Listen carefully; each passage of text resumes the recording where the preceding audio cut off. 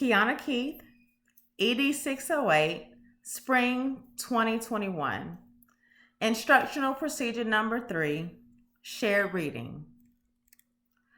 Teachers use shared reading to read authentic literature, stories, nonfiction books, and poems with students who couldn't read those books independently.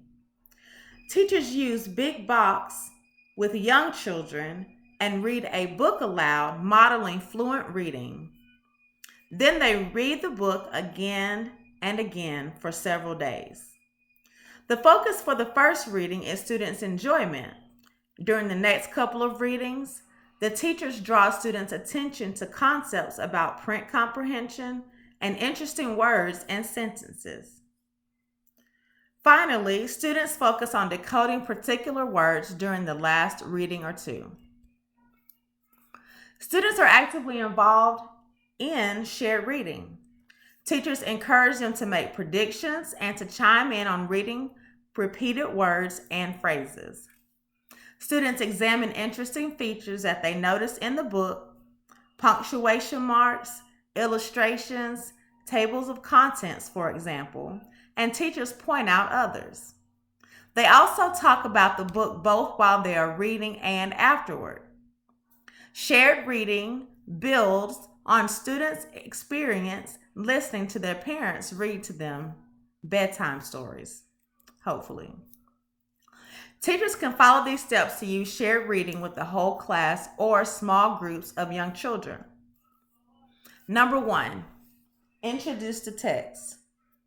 Teachers talk about the book or other text by activating or building background knowledge on topics related to the book and by reading the title and the author's name aloud.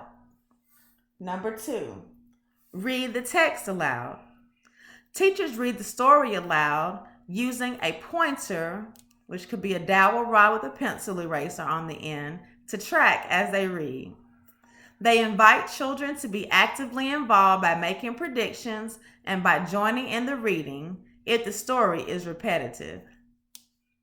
Number 3, have a grand conversation. Children talk about the story in a grand conversation, ask questions, and share their responses.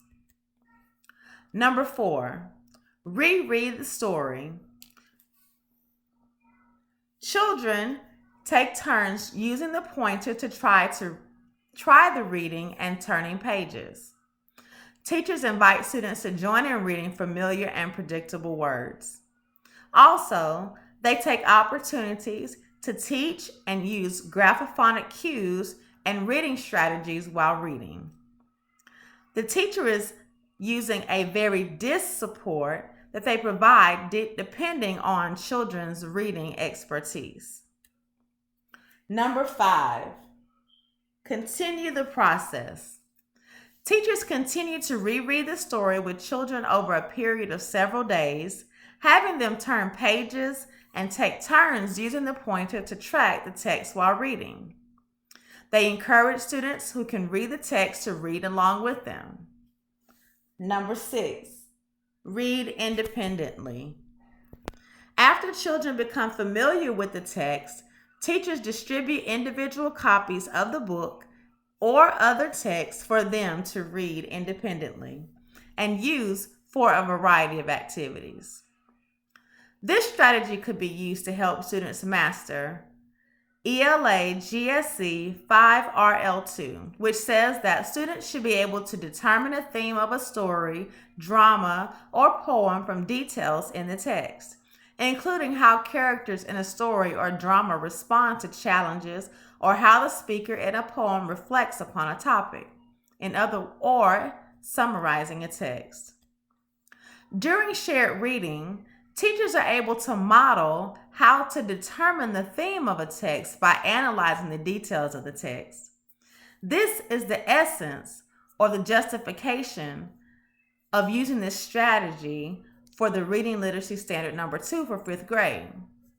Having grand conversations where students are able to ask questions and share their responses allow them to reflect on certain topics and get feedback from their peers and teacher. The steps to using the shared reading strategy allow students multiple opportunities to examine the text for the clues they need to find theme, how characters respond to and reflect on topics, or to simply summarize the text.